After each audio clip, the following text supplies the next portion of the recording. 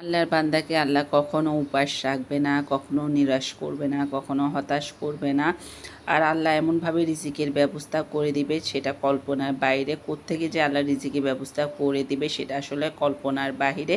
আর এই কথাটি কেন বলছি পুরো ভিডিও দেখলে বুঝতে পারবেন। হ্যালো এভরিওয়ান, আসসালামু আলাইকুম। কেমন আছেন সবাই? আশা করি সবাই অনেক ভালো আছেন। আলহামদুলিল্লাহ আমরাও ভালো আছি। আজকে একটু নতুন ব্লগ ভিডিও শেয়ার করছি, আশা করি আজকে ভিডিওটি ভালো লাগবে। আমি অনেকগুলো পরোটা ফ্রোজেন করে রাখবো। আর এখানে খালার ফ্রিজটা আমার অনেক ময়লা হয়ে গিয়েছিলো, খালা ক্লিন করছে। আর একদিকে আমি পরোটা বানাচ্ছিলাম। অনেকগুলো পরোটা ফ্রোজেন করে রাখলে আমার কোনো টেনশনে থাকবে না। আজকে যেহেতু শুক্রবার, একটি সাপ্তাহিক দিন, শুক্রবারে মানে কোথায় ঘুরতে যাওয়া, কোথায় বেড়াতে যাওয়া, ঘুরতে বলে বাপের বাড়িতে বা বন্ধুদের বাসায় এই ধরনের জায়গায় যাওয়া হয়, নাহলে বিয়ে প্রোগ্রাম থাকে। তো আজকে ভাবছিলাম বাপের বাড়িতে যাব। আম্মা একটু অসুস্থ, কিন্তু সব কিছু মিলে কেন যেন যাওয়া হয়নি। তো আজকে শুক্রবার দিন, আজকে বাসায় থাকা লাগবে, যেহেতু বাসায় অনেক কাজে হাত দিয়েছি। ফ্রিজটা অনেক নোংরা ছিল, ফ্রিজটা খালা এসে ক্লিন করবে, আমি একটু দেখিয়ে দিব।